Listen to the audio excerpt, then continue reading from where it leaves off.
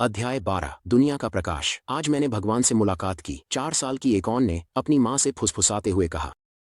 भगवान क्या है? उसकी माँ ने पूछा। क्योंकि एली, जो लिथुआनिया में एक नास्तिक के रूप में पली बढ़ी, भगवान प्रकाश है, गर्म और अच्छा। ये सब कुछ जानता है और मुझसे बात करता है। ये मेरा माता पिता है। परिवार ने कभी धर्म पर बात नहीं की, कभी चर्च नहीं गए, उनके पास तो टीवी भी नहीं था, और इसलिए यह एली के लिए चौंकाने वाला था। तुम्हारा भगवान कौन है? उसकी माँ ने पूछा। मैं तुम्हें नहीं बता सकती। मैं? तुम अपनी माँ को नहीं बता सकती? प्रकाश ने मुझे ऐसा करने से मना किया। छोटी एकॉन ने दृढ़ता से कहा। तुम समझोगी नहीं। लगभग उसी समय जब एकॉन ने भगवान से मुलाकात का दावा किया, उसने चित्र बनाना शुरू किया। लेकिन 4 और 5 साल की उम्र में उसके चित्र हाई स्कूल के कला छात्रों से भी बेहतर थे। यह चमत्कारिक प्रतीत होता था। अपने देवदूत का चित्र बनाने के बाद उसने समझाया, वह मेरी तस्वीर में मुस्कुराती नहीं है क्योंकि कागज इतना सफेद नहीं है कि उसके दांतों की सफेदी दिखा सके, और मैं यह दिखाना चाहती थी कि वह अपनी आंखों से मुझसे कैसे बात करती है, उसके विचारों के माध्यम से। तुम देखो, जहां भगवान मुझे ले जाते हैं वह मुझे चित्र बनाना सिखाते हैं। एकॉन ने दावा किया कि भगवान ने उसे स्वर्ग में ले जाया, जहां उसने एक प्रकाश घर देखा जिसकी दीवारें कांच थीं, जहां भगवान रहते हैं, एक सुंदर घास, पेड़ों, पौधों और फलों का स्थान। उसने दावा किया कि भगवान ने उसे स्वर्ग में फल दिए। इसका स्वाद अच्छा है, जो आपने कभी भी छका है उससे बेहतर। प्रकाश मुझे फल देता है। कौन सा फल? उसकी माँ ने पूछा। सांस लेने के लिए। तुम्हारा क्या मतलब है? जीने के लिए। भगवान कहते हैं कि कई लोगों को इसे खाना पड़ेगा। पेड़ हमेशा एक नए पृथ्वी पर होगा। हालांकि वह केवल 4 साल की थी, उसकी विवरण बाइबल में जो वर्णित है उससे मेल खाती थी। देखिए, यह हिजकेल 1:2, प्रकट वाक्य 2:7, 21:11-21। लेकिन उसकी माँ को इसका पता नहीं था। मैं वहां अच्छा हूं और मैं वहां सुनता हूं, एकॉन ने समझाया। वहां हर कोई सुनता है, भगवान वहां है। वहां का संगीत जीवित है। एकॉन की भगवान पिता, यीशु और पवित्र आत्मा की बात, साथ ही उसकी कला के लिए अलौकिक उपहार ने अंततः उसके परिवार को विश्वास की ओर ले जाया। जैसे जैसे एकियन बड़ी हुई, उसकी चमत्कारी कलात्मक क्षमताएं चित्रों से पेंटिंग्स तक फैल गईं, और 7 साल की उम्र में उसने चमत्कारी रूप से परिपक्व आध्यात्मिक कविताएं लिखना शुरू किया। 8 साल की उम्र तक एकियन की यीशु की पेंटिंग्स को विश्व स्तर पर पहचान मिल रही थी। उसने दावा किया कि उसने स्वर्ग में यीशु को देखा, और प्रसिद्ध कृतियाओं शांति के राजकुमार, पिता, उन्हें क्षमा कर बनाई। अमेरिका के हर प्रमुख समाचार कार्यक्रम और दुनिया के कई कार्यक्रमों ने उसे कला और कविता के लिए जीवित एकमात्र द्विआधारी बाल प्रतिभा के रूप में पहचानना शुरू कर दिया। वह कहती है कि उसकी अद्भुत कला का उद्देश्य लोगों का ध्यान भगवान की ओर आकर्षित करना है, और मैं चाहता हूं कि मेरी कविता उनका ध्यान भगवान पर बनाए रखे। 9 साल की उम्र में उसने ब्रह्मांड में यीशु की एक और तस्वीर बनाई। उसकी माँ ने उससे एक ग्रह के बारे में पूछा। ओह, वह नई पृथ्वी है। मुझे बस ऐसा लगा कि मुझे इसे शामिल करना चाहिए। मुझे याद नहीं है कि कहाँ, कब या कैसे, लेकिन पृथ्वी बदलेगी। मुझे बस इतना पता है कि वहाँ सब कुछ अलग होगा। वहाँ न तो डर होगा, न नफरत, न भूख या दर्द, केवल प्रेम होगा। देखिए, प्रकाशित वाक्य 4। क्या आपका यीशु आकाशगंगाओं को देख रहा है? उसकी माँ ने चित्र को देखते हुए पूछा। वह स्वर्ग में अपने पिता के साथ हमारे विश्व के भविष्य के बारे में बात कर रहा है। मुझे लगता है कि यीशु बहुत जल्द पूरी शक्ति में वापस आएगा। उसके पीछे आप हमारे नए ब्रह्मांड की पूरी जन्म प्रक्रिया देख सकते हैं। 10 साल की उम्र में उसने कठिन सवाल पूछना शुरू कर दिया। एक दिन किसी ने एकियन से पूछा कि उसने किसी अन्य विश्व धर्म के बजाय ईसाई धर्म को क्यों चुना। मैंने ईसाई धर्म नहीं चुना, एकियन ने उत्तर दिया। मैंने यीशु मसीह को चुना। मैं वह चित्रित और लिख रही हूँ जो भगवान ने मुझे चुना। मुझे धर्मों के बारे में ज्यादा नहीं पता, लेकिन मैं यह जानती हूँ, भगवान हमारे प्रेम को देखता है। एक कला प्रदर्शनी में एक आदमी ने उसका सामना किया। मैं एक बौद्ध हूँ। आपने यीशु को शांति के राजकुमार कहा, फिर भी उसके नाम पर इतने लोगों का नरसंहार किया गया। आप इसका कैसे स्पष्टीकरण देंगे? यीशु शांति हैं, जैसे शांत पानी। 10 साल की एकियन ने उत्तर दिया, लेकिन कोई भी पानी में एक पत्थर डाल सकता है और इसे गंदा कर सकता है। एक ने यीशु की कल्पना की, हालांकि यह कुछ हद तक एक आधुनिक एनडीई की तरह लगता है। यह नहीं है। मुझे पटमोस के द्वीप पर निर्वासित किया गया था। अचानक मैंने अपने पीछे एक तेज आवाज सुनी, जैसे एक तुरही की आवाज। उसने कहा, जो कुछ भी तुम देखो उसे एक किताब में लिखो। जब मैंने यह देखने के लिए मुड़ा कि मुझसे कौन बात कर रहा है, मैंने 7 सोने के दीपक देखे, और दीपकों के बीच में एक ऐसा व्यक्ति खड़ा था जो मनुष्य के पुत्र की तरह था। उसने एक लंबा चोगा पहना हुआ था जिसमें उसके सीने पर एक सोने की पट्टी थी। उसका सिर और उसके बाल ऊन की तरह सफेद थे जैसे बर्फ, और उसकी आंखें आग की लपटों की तरह थीं। उसके पैर पॉलिश किए हुए पीतल की तरह थे, भट्टी में परिष्कृत किए गए थे, और उसकी आवाज गरजती थी जैसे शक्तिशाली महासागर की लहरें, और उसका चेहरा अपनी पूरी चमक में सूरज की तरह था। जब मैंने उसे देखा, मैं उसके पैरों पर इस तरह गिर पड़ा जैसे मैं मर गया हूं, लेकिन उसने अपनी दाहिनी हाथ मुझ पर रखा और कहा, डरो मत, मैं पहला और आखिरी हूं, मैं जीवित हूं। मैं मर गया, लेकिन देखो, मैं हमेशा के लिए जीवित हूं, और मैं मृत्यु और कब्र की चाबियां रखता हूं। प्रकाशित वाक्य 1 के पद 9 से 18। NLT। यूहन्ना, जो यीशु के शिष्यों में से एक था, ने यह कई दशकों बाद देखा, यीशु की क्रूस पर चढ़ाई के।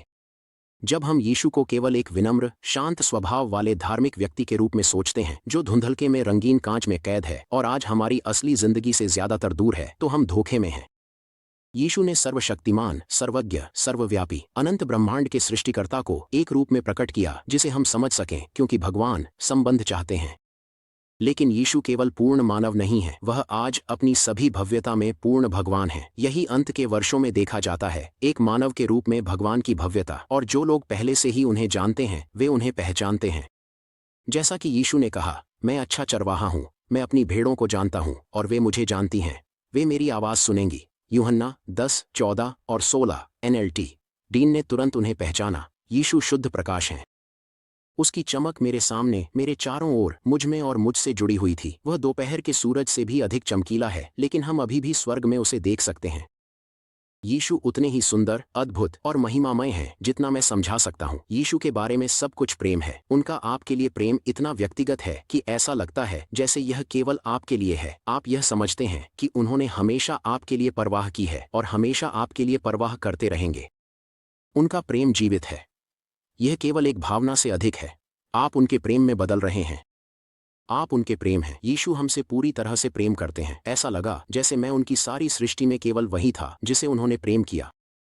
मुझे पता था कि वह दूसरों से प्रेम करते हैं, लेकिन ऐसा लगा जैसे मैं ही एकमात्र था। कई भारतीय वही बात बताते हैं जो शास्त्र कहता है, उस शहर को सूरज या चांद की रोशनी की आवश्यकता नहीं है, क्योंकि भगवान की महिमा उसे प्रकाश देती है, और मेमना, यीशु, उसकी दीपक है। प्रकाशित वाक्य 23 में कहा गया है कि जब वह पृथ्वी पर थे, यीशु ने अपने अनुयायियों से कहा कि वह प्रकाश हैं जो अदृश्य भगवान के प्रेम को प्रकट करने आए हैं। अपने दिलों को परेशान न होने दें। भगवान पर भरोसा करें और मुझ पर भी भरोसा करें। मेरे पिता के घर में बहुत जगह है। अगर ऐसा न होता तो क्या मैं आपको बताता कि मैं आपके लिए एक स्थान तैयार करने जा रहा हूँ? जब सब कुछ तैयार हो जाएगा, मैं आकर आपको ले जाऊंगा, ताकि आप हमेशा मेरे साथ रहें जहां मैं हूं।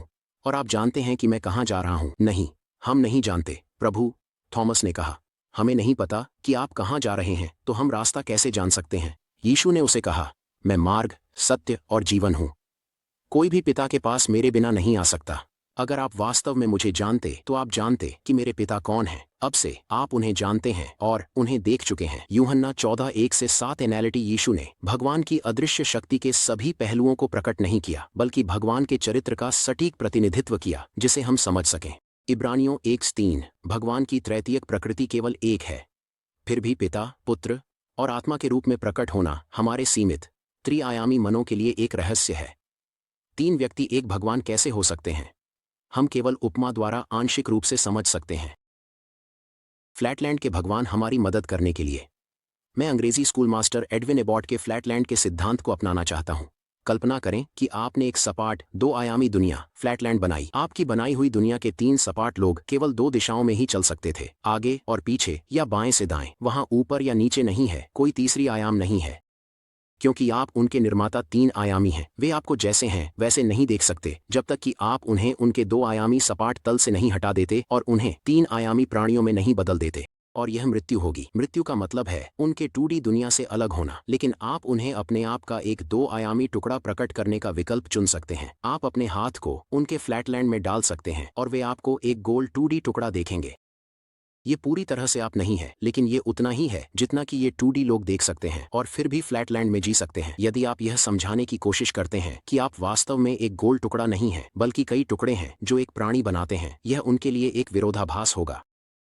कई 2D गोल टुकड़े हमेशा फ्लैटलैंड में अलग होते हैं। वे कभी एक नहीं हो सकते। क्यों?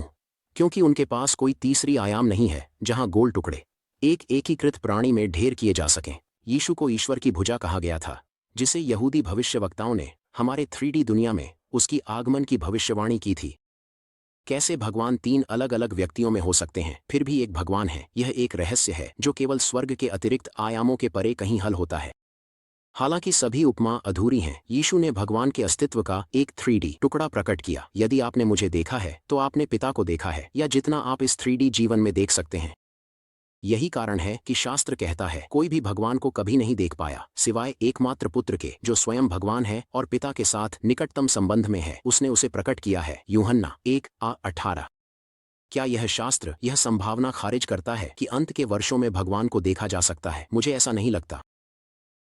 जैसे कई पुराने नियम के भविष्यवक्ताओं ने भगवान के दर्शन किए, मूसा, यशायाह, दानियेल और उत्तराधिकारी भी इस दुनिया से अस्थायी रूप से अलग होकर स्वर्ग के आयामों में भगवान को देख सकते हैं।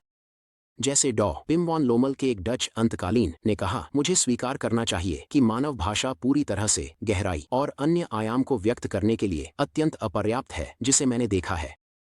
पुराने नियम के दुनिया के प्रकाश के लिए भविष्यवक्ता यहेजकेल ने स्वर्ग के अपने दृष्टांत में यीशु की पूर्व आकृति की महिमा देखी, जो सिंहासन पर एक मानव के समान आकृति थी। मैंने देखा कि उसकी कमर से ऊपर वह चमकते धातु के समान दिखता था, जैसे आग से भरा हुआ, और वहां से नीचे वह आग के समान दिखता था, और उसके चारों ओर चमकदार प्रकाश था। जैसे बारिश के दिन बादलों में इंद्रधनुष का रूप होता है, वैसे ही उसके चारों ओर की चमक थी। यह भगवान की महिमा के समानता का रूप था। जब मैंने इसे देखा तो मैं मुंह के बल गिर गया, और मैंने एक बोलने वाले की आवाज सुनी। ये यहेजकेल 1:26-28 है। यहेजकेल ने यह दृष्टांत यीशु के जन्म से लगभग 600 वर्ष पहले देखा। वर्णन एक आधुनिक नजदीकी मृत्यु के अनुभव की तरह है। यीशु के जन्म से 550 वर्ष पहले डैनियल को एक स्वर्गदूत ने बताया कि मसीह यीशु कब आएंगे और मारे जाएंगे। मसीह, अभिषिक्त, को मार डाला जाएगा और उसके पास कुछ नहीं होगा। जो शासक आएगा उसके लोग शहर और पवित्र स्थान यरूशलेम और मंदिर को नष्ट कर देंगे। रोमियो ने 70 ईस्वी में मंदिर को नष्ट कर दिया और इसे कभी पुनर्निर्मित नहीं किया गया, इसलिए इस मसीह को 70 ईस्वी से पहले आकर मरना था। फिर डैनियल ने मसीह की पूर्व आविर्भाव की महिमा का एक समान दृष्टांत देखा। पहले महीने के 24वें दिन जब मैं महान नदी टाइग्रिस के किनारे खड़ा था, मैंने ऊपर देखा और मेरे सामने एक आदमी था जो लिनन के कपड़े पहने हुए था, जिसकी कमर के चारों ओर बारीक सोने की बेल्ट थी। उसका शरीर टोपास की तरह था, उसका चेहरा बिजली की तरह, उसकी आंखें जलती हुई मशालों की तरह, उसके हाथ और पैर चमकते हुए पीतल की तरह, और उसकी आवाज एक बड़ी भीड़ की आवाज की तरह थी। डैनियल 10:4-6। पुराने नियम के समय से लेकर नए नियम के समय और आज के एनडी तक यह वही प्रकाशमान व्यक्ति है जो सूरज से भी अधिक चमकता है, जिसने अदृश्य भगवान को एक संबंधित रूप में प्रकट किया है। उसकी क्रूस पर चढ़ाने से पहले की रात यीशु ने प्रार्थना की कि उसके शिष्य उसे उस महिमा के साथ देखें जो मुझे आपके साथ पिता दुनिया के आरंभ से पहले थी। यूहन्ना 17:5। फरीसी पौलुस, जिसे बाद में पौलुस कहा गया, ने ईसाइयों को गिरफ्तार किया और उन्हें नास्तिकता मार डाला क्योंकि उन्होंने यीशु को एकमात्र सच्चे भगवान यहोवा के समान माना। फिर पौलुस ने यीशु को उसकी महिमा में देखा। मैंने यीशु के मार्ग के अनुयायियों का उत्पीड़न किया, कुछ को मौत तक पीछा किया। जब मैं रास्ते पर था, दामिश्क के करीब दोपहर के समय, अचानक स्वर्ग से एक बहुत उज्ज्वल प्रकाश मेरे चारों ओर चमक उठा। मैं जमीन पर गिर पड़ा और एक आवाज सुनी जो मुझसे कह रही थी, पौलुस, पौलुस, तुम मुझे क्यों सताते हो? आप कौन हैं, प्रभु? मैंने पूछा, और आवाज ने उत्तर दिया, मैं नासरी यीशु हूं जिसे तुम सताते हो। मैंने कहा, मैं क्या करूं प्रभु? और प्रभु ने मुझसे कहा, उठो और दामिश्क जाओ, और वहां तुम्हें बताया जाएगा कि तुम्हें क्या करना है। मैं तीव्र प्रकाश से अंधा हो गया और मुझे अपने साथियों द्वारा हाथ पकड़कर दामिश्क ले जाना पड़ा। वहां एक आदमी जिसका नाम अनन्यास था रहता था। वह एक धार्मिक व्यक्ति था। वह आया और मेरे पास खड़ा हुआ और कहा, भाई पौलुस, अपनी दृष्टि प्राप्त करो। उसी क्षण मैं उसे देख सका। फिर उसने मुझसे कहा, उठो और बपतिस्मा लो। प्रभु के नाम को पुकारकर अपने पापों को धो डालो। प्रेरितों के काम 22:4-6-8-10-14-16 NLT। पृथ्वी पर रहते हुए प्रकाश को देखकर यीशु ने घोषणा की, मैं संसार का प्रकाश हूं।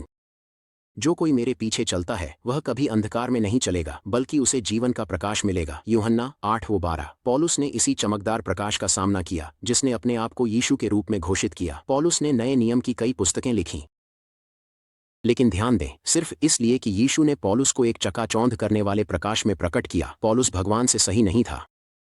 पौलुस के पास अभी भी एक विकल्प था, जैसा कि अननियास ने संकेत दिया। पौलुस को अपने पापों को माफ कराने और भगवान के साथ सही होने के लिए प्रभु के नाम को पुकारना था, ठीक उसी तरह जैसे यीशु के बगल में लटकने वाला चोर ने किया, ठीक उसी तरह जैसे इयान, हॉवर्ड स्टॉर्म और अन्य एनडीईयर्स ने महसूस किया।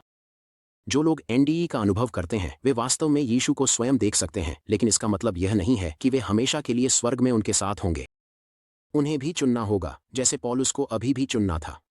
आखिरकार यीशु ने फरीसियों के सामने चमत्कारिक कार्य किए, लेकिन फरीसियों और धार्मिक कानून के विशेषज्ञों ने उनके लिए भगवान की योजना को अस्वीकार कर दिया। लूका 7:30 NLT। और उन्होंने यीशु को क्रूस पर चढ़वा दिया। यहूदा को यीशु द्वारा चुना गया, उसने चमत्कार देखे, उसकी प्रेम महसूस किया, फिर भी उसने नेतृत्व के प्रति समर्पण नहीं किया। यहूदा ने यीशु को अपनी इच्छा को पूरा करने के लिए मजबूर करने की कोशिश की, रोमियों को उखाड़ फेंकने के लिए। यही कारण है कि उसने यीशु को धोखा दिया। अपनी इच्छा को भगवान की इच्छा से ऊपर रखने का परिणाम यहूदा पर उलटा पड़ा। यह भगवान की योजना को पूरा करता है। प्रेम और ज्ञान लॉन्ग इस बारे में बात करते हैं कि हजारों एनडीईस का एकीकृत विषय प्रेम की प्राथमिकता का महत्व है। मोहम्मद ने मिस्र में कहा कि अपने एनडीई के बाद मैंने महसूस किया कि प्रेम चीज है जिसे सभी मनुष्यों को एक दूसरे महसूस करना चाहिए। 6. दूसरी चीज जो अधिकांश अंत जीवित लोग अपने साथ ले जाते हैं वह ज्ञान की खोज का महत्व है। क्या प्रेम के इस भगवान के बारे में ज्ञान की खोज करना सबसे महत्वपूर्ण ज्ञान नहीं होगा जिसे अंत जीवित लोग खोजें? तुम मुझे खोजोगे और पाओगे जब तुम मुझे अपने पूरे दिल से खोजोगे। यिर्मयाह 19:13। यही कुछ लोग करते हैं, जैसे कि केटी। 3 साल की केटी ने एक काजू का नट इनहेल किया जो उसकी श्वासनली में फंस गया। वह नीली हो गई और बेहोश हो गई। उसके दादा, जो एक दमकलकर्मी थे, उसे पुनर्जीवित करने में असमर्थ रहे और उसे मृत घोषित कर दिया। एम्बुलेंस 911 कॉल के लगभग 30 मिनट बाद आई। केटी ने जो अनुभव किया वह वर्षों बाद भी उसे प्रेरित करता है। वह बताती है, जब मैं मरी तो मैं अपने शरीर के ऊपर उठी और अपने दादा को अपने शरीर पर काम करते हुए देखा। मैं इस उपस्थिति की ओर बढ़ी जो एक चमकीले धूप से भरे स्थान में थी, न कि एक सुरंग बल्कि एक क्षेत्र। यह उपस्थिति अविश्वसनीय शांति, प्रेम, स्वीकृति, शांति और आनंद थी। यह उपस्थिति मुझे घेर लेती है और मेरा आनंद वर्णनातीत था। जब मैं यह लिखती हूँ तो मुझे इस भावना की याद आती है और यह मुझे अभी भी खुशी देती है। मुझे बिना किसी संदेह के पता था कि मैं एक बनाई गई प्राणी थी, एक ऐसा प्राणी जिसकी अस्तित्व इस उपस्थिति पर निर्भर था। जब छोटी केटी पुनर्जीवित हुई तो वह अपनी माँ को सवालों से परेशान करने से नहीं रुक सकी। किसने मुझे बनाया? अनंत क्या था? और भगवान क्या थे? माँ मेरे सवालों का जवाब देने में असमर्थ थीं। यहाँ तक कि अब जब मैं उस अनुभव को याद करती हूँ, यह मेरे जीवन में मैंने जो कुछ भी अनुभव किया है उससे अधिक वास्तविक है। मैं केवल स्मृति को ही नहीं बल्कि भावना को भी याद करती हूँ। यह अभी भी मुझे सवाल पूछने के लिए प्रेरित करता है। यह अनुभव मुझे इतनी गहराई से प्रभावित किया कि मैंने अपने जीवन को उत्तर खोजने के लिए समर्पित कर दिया है। मैं वर्तमान में धर्मशास्त्र में डॉक्टरेट पर काम कर रही हूँ। कुछ लोग एनडीई के बाद भगवान के ज्ञान की खोज करते हैं, लेकिन कुछ नहीं। कुछ लोग अनुभव को फिर से बनाने के लिए ज्ञान की खोज करते हैं, न कि भगवान की, और इसके परिणाम स्वरूप वे उन प्रथाओं में चले जाते हैं जिनसे बाइबल का भगवान चेतावनी देता है। देखना विश्वास करना नहीं है। भगवान को देखना पूर्ण विश्वास या भगवान के प्रति प्रेमपूर्ण वफादारी सुनिश्चित नहीं करता। यही भगवान सबसे अधिक चाहता है, प्यार और विश्वास। प्रसिद्ध नास्तिक एजे हीर को कार्डियक अरेस्ट हुआ और वह चिकित्सकीय रूप से मृत हो गए। मेरे पास जो एकमात्र स्मृति है जो मेरी मृत्यु को शामिल करती है वह बहुत जीवंत है। मुझे एक लाल रोशनी का सामना करना पड़ा जो अत्यधिक उज्ज्वल थी, और जब मैंने इससे मुंह मोड़ा तब भी यह बहुत दर्दनाक थी। मैं जानता था कि यह रोशनी ब्रह्मांड के शासन के लिए जिम्मेदार थी। मेरे पास इस दर्दनाक रोशनी को बुझाने का एक तरीका खोजने का भी उद्देश्य था। भगवान हमें उसे चुनने की स्वतंत्रता देता है या उसके बिना अपने जीवन पर शासन करने की। दुनिया की प्रेमपूर्ण रोशनी उन लोगों के लिए दर्दनाक है जो उसे अस्वीकार करते हैं। यह आश्चर्यजनक नहीं है कि लोग जो यीशु को नहीं पहचानते या यहाँ तक कि उन पर विश्वास नहीं करते, वे उन्हें देखेंगे। प्रकट वाक्य हमें बताता है हर आंख उसे देखेगी, यहाँ तक कि जिन्होंने उसे छेदा। प्रकट वाक्य 1:7। इसलिए यह एक बहुत बुरी धारणा होगी कि जो लोग एक एनडीई में भगवान को देख चुके हैं वे हमेशा उनके साथ रहेंगे। यह अभी भी एक चुनाव की आवश्यकता है। क्या हम अपने जीवन के भगवान की भूमिका छोड़ देंगे, उनकी क्षमा मांगेंगे और उन्हें फिर से शासन करने के लिए आमंत्रित करेंगे? बाइबल सिखाती है कि स्वर्ग में केवल एक शासक के लिए जगह है। दुनिया का राज्य हमारे प्रभु और उनके मसीह का राज्य बन गया है और वह सदा और हमेशा राज करेगा। प्रकट वाक्य 11:15। तिरछा मेरा हम सभी ने अनुभव किया है कि जब हर कोई अपने जीवन का भगवान बनने और शासन करने की कोशिश करता है तो जीवन कैसा होता है। कल्पना करें कि अगर हम सभी भगवान की रोशनी की ओर मुड़ें और सच में उन्हें हमें मार्गदर्शन करने दें तो जीवन कितना अलग हो सकता है। भगवान द्वारा हम में से प्रत्येक को दी गई इस अद्भुत पेशकश के साथ मैं समझ नहीं पाता कि लोग अपने जीवन को उनके हवाले क्यों नहीं करते। मैं केवल अनुमान लगा सकता हूँ कि इसका कारण यह है कि वे अभी भी यह नहीं देख पाते कि यीशु के साथ जीना कितना अद्भुत है और होगा।